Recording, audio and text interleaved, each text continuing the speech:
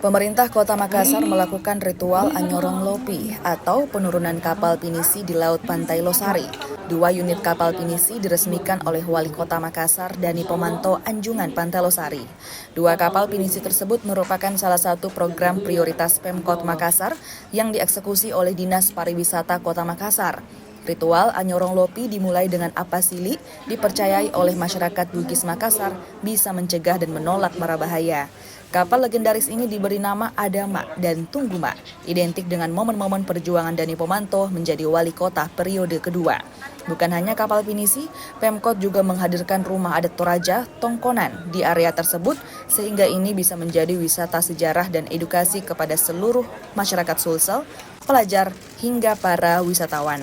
Pengerjaannya dilakukan selama 8 bulan atau 240 hari.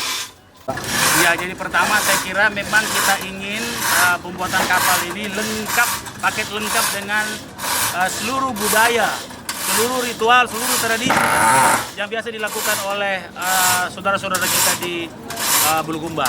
Nah, sehingga hari ini kita melihat bahwa ada satu budaya itu Anyorong Lopi, dan di dalamnya ada pasili di atas kapal tadi. Tidak lain adalah doa-doa yang kita panjatkan untuk mengawal pinisi ini untuk insya Allah selamat menunaikan tugas dengan selamat dan dihindari dari segala mara bahaya. Pariwisata jelas. Yang kedua, kita ingin merekam proses pembuatan sebagai ilmu yang kita akan sampaikan ke anak-anak kita dalam konten lokal di pendidikan kita.